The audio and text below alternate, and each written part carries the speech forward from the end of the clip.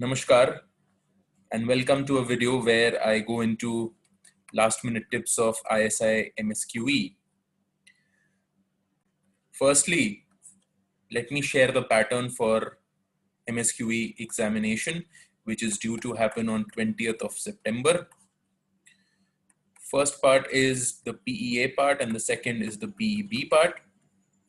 PEA is the multiple choice question part, which will contain 30 questions. It will contain questions from both math and economics. PEB will also contain questions from both math and economics. Okay. Math and stat will be 15 questions. Economics will be 15 questions. Here, if I take a look at the 2019 pattern, maths had basically 3 questions and eco had 6 questions, and you had to do 4 out of 9 questions. Okay. Right. And they divided the PB part into 3 groups, A, B, C. Each of them had 3, 3, 3. The C part was only the math part. A and B was the economics part.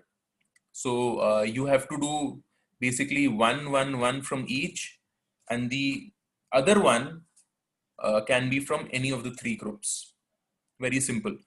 The same pattern may not come in the 2020 entrance examination. Okay, so don't bank on an option and leave out topics. Please don't do that. It can easily be you have to do 5 out of 5 questions, each question 20 marks. It can easily be this. Okay, last year it was 4 out of 9 where each question had 25 marks. So the total marks for the PB part was 100. Okay. PA 30 questions, 4 marks each, total marks 120 marks. Incorrect gives you 0, unattempted gives you 1 mark. So if you don't mark anything in the PA paper, you will get a 30. Okay, correct? Now, what will be the selection procedure for this year? This is a question which many of the students are asking me. I have also made a video for this, right? I'll be putting the link of the video in the description part here. Also, just to let you know, the selection procedure this year is the same as the selection procedure of the last year.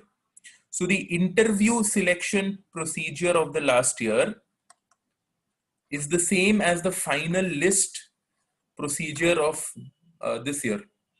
Now you will be asking me that, sir, how can that be possible? Because there is no interview in the 2020 entrance examination.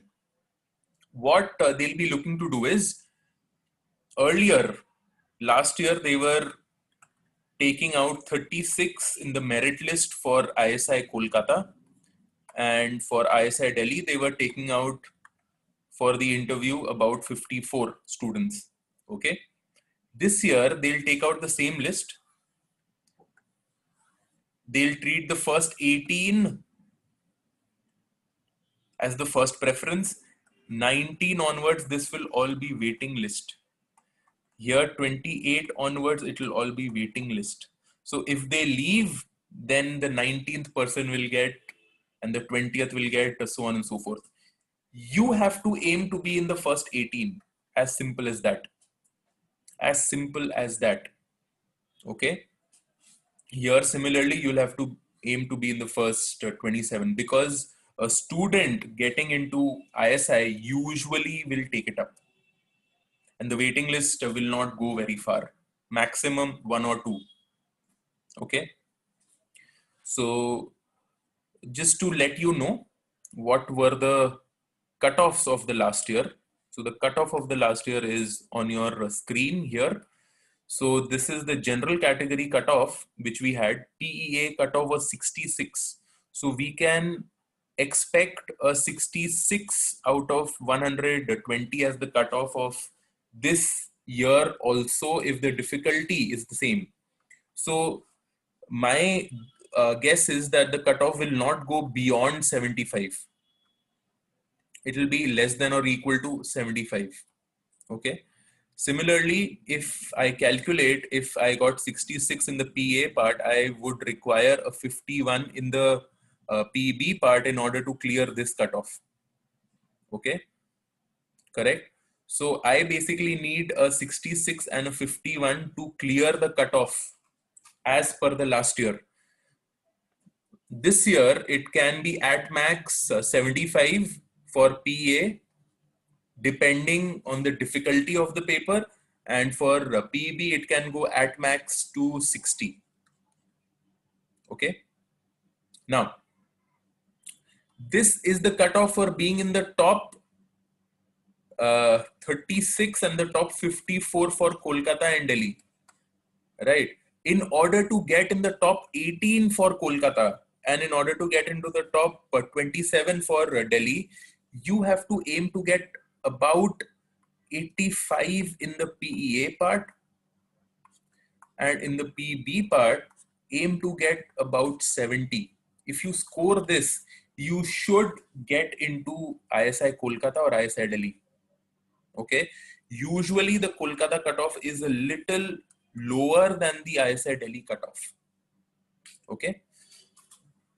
So this has to be your aim. Correct. Now, in order to make this happen, what should be done? This is on the higher side. Okay. Now, in order to make this happen, what should be done?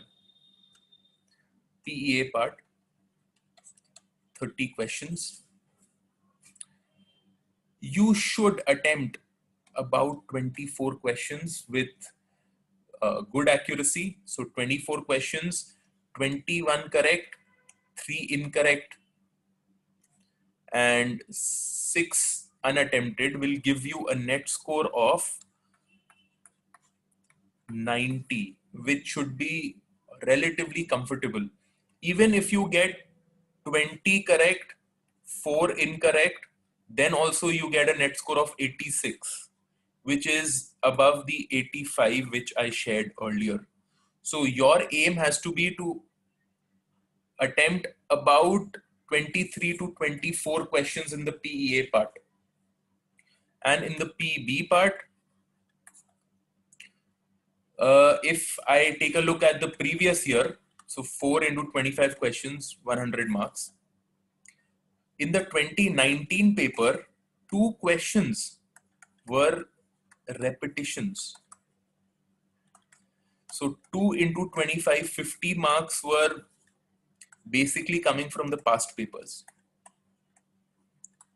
Okay, like I remember one of the question was ISI 2014 question number 10 coming in the ISI 2019 examination. Okay, so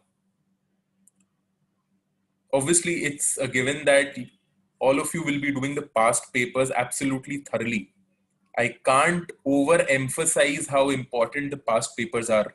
As all of you have seen in the DSC 2020 examination, there were about 15 to 16 questions which were absolutely repeated from the past papers. The same thing can be expected from ISI, that at least 5 to 10% in the PEA part, and about 1 question out of the 4 questions that you do will be a repetition of the past years. It is basically 1 out of 9. You have to do only 4 out of the 9. So for you, it will be 1 out of 4 questions, which will be a repetition of the past paper, right? If you get a repeated question, it is a very, very high bonus for you. You get 25 absolutely free marks, correct? So the past papers are extremely important. Okay. So here you should do about 23 to 24 questions. Here in the PB part, there is no negative marking. How many should you do? You should do all 4 questions. You should attempt 100 marks here. Okay. First, do the repeated questions. There will be a repeated question. There will be a repeated question in the PB part.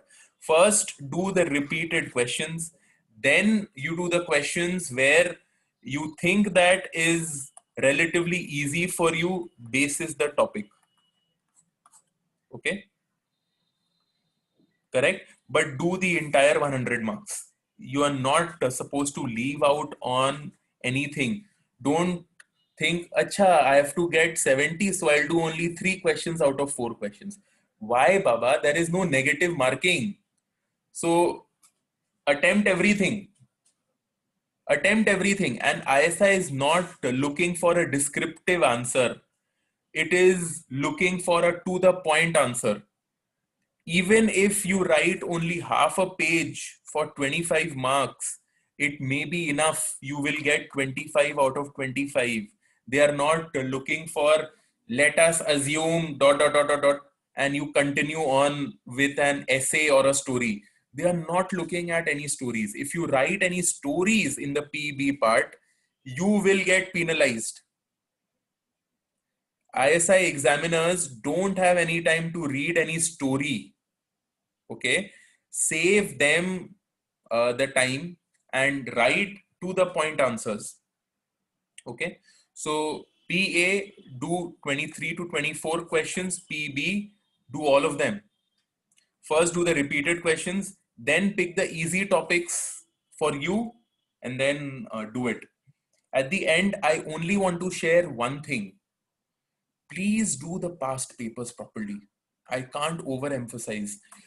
Do at least 2006 to 2019 papers for ISI MSQE. Each and every question has to be at the back of your hand. You should know the concept and the solution for each and every question. How will that happen? Revise 3 to 4 times. I don't want to listen to an excuse that, sir, I have forgotten. If you do this, then each and every question will be at the back of your hand. 3 to 4 times you have to revise all these years. Okay, all the best and do well. Bye bye.